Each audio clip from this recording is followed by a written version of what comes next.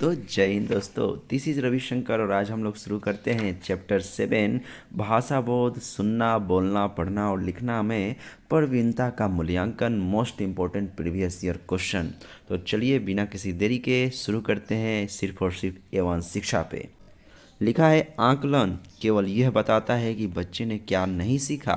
भाषा सीखने सिखाने की प्रक्रिया का अभिन्न अंग है। तीसरा, पाठ समाप्ति पर ही किया जाता है। या चौथा, मूलतः शिक्षक केंद्रित ही होता है। तो इसका सही जवाब क्या होगा? तो इसका सही जवाब होगा ऑप्शन नंबर सेकेंड, भाषा सीखने सिखाने की प्रक्रिया का अभिन्न अंग है। नेक्स्ट क्वेश्चन देखते हैं। भाषा में आकलन संभव है सीखने सिखाने की प्रक्रिया के दौरान, अवलोकन द्वारा, केवल परीक्षाओं द्वारा, केवल परियोजनाओं द्वारा या केवल गतिविधियों द्वारा। तो मैं आपको बता दूं, जिस स्टेटमेंट में केवल की बात की जाए तो वो स्टेटमेंट पूरी तरह से नेगेटिव होता है। और तो इसका सही जवाब होगा सीखने सिखाने की प्रक्रिया के दौरान, अवलोकन द्वारा भाषा में आकलन संभव है। सतत मूल्यांकन का एक निहितार्थ है बच्चों के परीक्षा संबंधी भय को समाप्त करना, प्रतिदिन परीक्षाएं लेना, हर महीने परीक्षाएं लेना या बच्चों के भाषा प्रयोग का निरंतर अवलोकन करना। तो इसका सही जवाब होगा ऑप्शन नंबर फोर्थ, बच्चों के भाषा प्रयोग का निरंतर अवलोकन करना सतत मूल्यांकन का एक निहितार्थ है।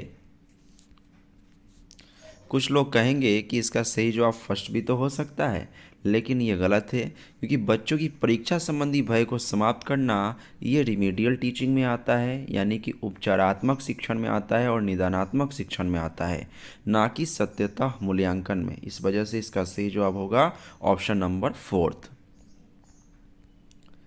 भाषा में सतत और व्यापक मूल्यांकन का उद्देश्य है केवल यह जानना कि बच्चों ने कितना सीखा।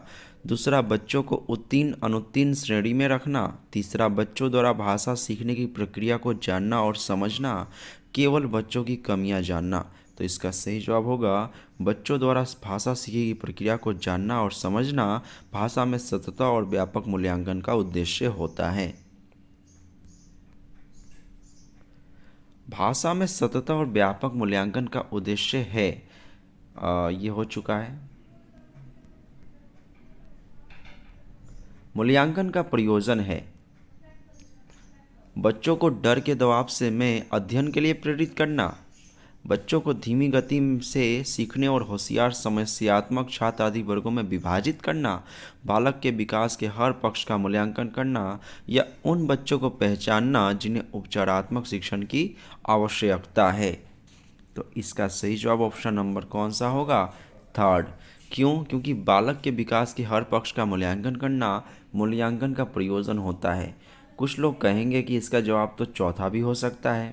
तो अभी अभी मैंने बताया कि उपचारात्मक शिक्षण सिर्फ उपचारात्मक बच्चों के लिए, यानी रिमीडियल टीचिंग या निदानात्मक शिक्षण के समय किया जाता है, जब उसमें बच्चों के प्रॉब्लम्स को पहचाना जाता है और उसका निदान किया जाता है, उसका रेनफोर्समेंट किया जाता है।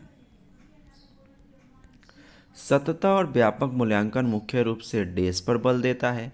बच्चे के सुधार के लिए लगातार परीक्षण करने पर, बच्चे के व्यवहार का सतत अवलोकन करने पे, मस्तिष्क, हृदय और हाथ की शिक्षा पे, या कमजोर अयोग्य विद्यार्थियों को उच्च स्तर अगली कक्षा पे प्रोन्नत यानी प्रमोशन करने पे।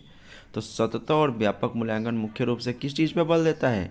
तो बच्चों के व्यवहार का सतत अवलोकन करने पे सतत और व्यापक मूल्यांकन मुख्य रूप से बल देता है। सतत और व्यापक मूल्यांकन की शुरुआत में मूल्यांकन व्यवस्था को बच्चे के संपूर्ण व्यक्तित्व को ज़्यादा प्रदर्शित करने वाला बनाया है, बहुत अधिक विवरण को शामिल करते हुए जटिल बनाया है, अस्पष्ट बनाया है क्योंकि विद्यार्थियों के निश्चित रैंक को नहीं जाना जा सकता, या केवल शैक्षणिक क्षेत्रों में निष्पादन का विश्लेषण करने के लिए ज़्यादा व्यापक बनाया है। तो इसका सही जवाब होगा ऑप्शन नंबर फर्स्ट, बच्चों के संपूर्ण व्यक्तित्व को ज़्यादा प्रदर्शित करने वाला बनाया है। कौन? सतत और व्यापक मूल्यांकन की शुरुआत में मूल्यांकन को इस चीज़ बनाई गई है।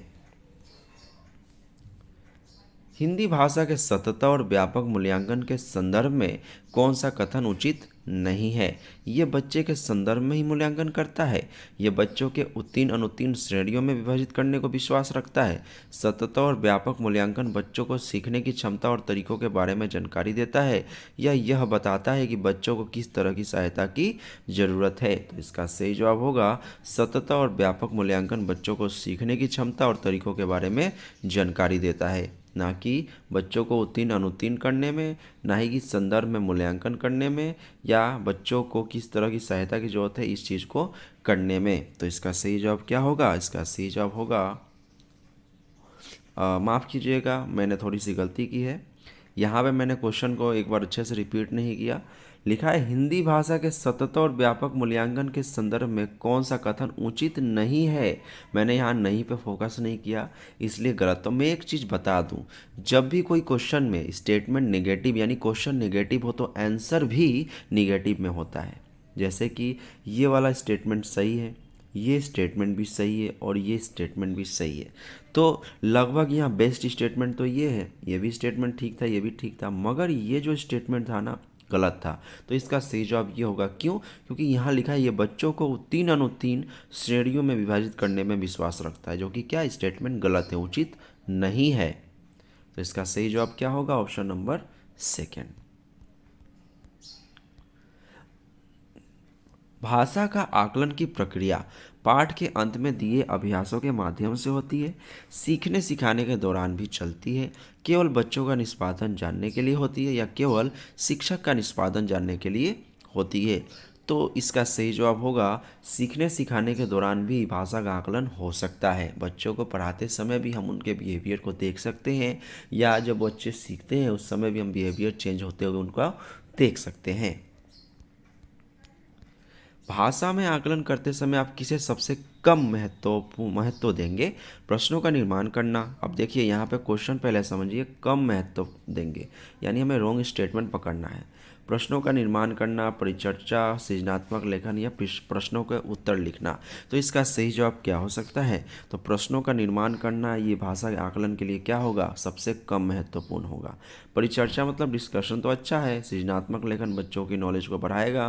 प्रश्नों के उत्तर लिखेगा बच्चा तो कहीं ना कहीं से वो सीखेगा, लेकिन प्रश्नों का निर्माण करना ये भाषा में आकलन का क्या होगा? सबसे कम महत्वपूर्ण होगा। भाषा आकलन में कौन सा तत्व सर्वाधिक महत्वपूर्ण है? पहला सुलेख लिखना, भाषिक संरचनाओं पर दूसरा आधारित प्रश्न, तीसरा विविध अर्थ वाले प्रश्न पूछना, या चौथा श्रुतलेख। तो इसका सही जवाब होगा विविध अर्थ वाले प्रश्न पूछना भाषा आकलन में सबसे सर्वाधिक महत्वपूर्ण होगा। माफ़ कीजिएगा, यहाँ पे मुझे फिर से थोड़ा सा कन्फ्यूज़न लग रहा है। आई थिंक इसका सही जवाब सेकंड हो सकता है, क्योंकि भाषिक संरचनाओं पर आधारित प्रश्न पूछने से भाषा की बात हो रही है, यहाँ पे भाषा आकलन की बात हो रही है, ना कि अलग अलग अर्थ वाले प्रश्न पूछने की बात हो रही है। तो भाषिक संरचना वाले आधारित प्रश्न जब पूछा जाएगा बच्चों से ना, तो आई थिंक उसका जो भाषा आकलन का जो सर्वाधिक आकलन होगा ना बेहतर तरीके से होगा, ना कि विविध प्रश्न वाले प्रश्न पूछने से, श्रुतलेख से या सुलेख से। हिंदी भाषा में मूल्यांकन देश के संचित अभिलेखों में होना चाहिए। पहला विद्यार्थी की उपस्थिति और चिकित्सा रिकॉर्ड, दूसरा विद्यार्थियों द्वारा प्रदर्शित अनुशासनहीनता की घटनाओं का रिकॉर्ड, विद्यार्थियों की रुचियाँ, अभिक्षमता और सामाजिक समायोजन के प्रगतिशील व्यवहार का रिकॉर्ड, विकास का रिकॉर्ड, या किसी भी विशिष्ट 3 विद्यार्थियों के व्यवहार का रिकॉर्ड। तो इसका सही जवाब होगा ऑप्शन नंबर थर्ड। यहाँ पे स्टेटमेंट सही की बात हो रही है। विद्यार्थियों की रुचियों, अभिक्षमता और सामाजिक समायोजन के प्रगतिशील विकास का रिकॉर्ड हिंदी भाषा के मूल्यांकन के संचित अभिलेखों में होना चाहिए।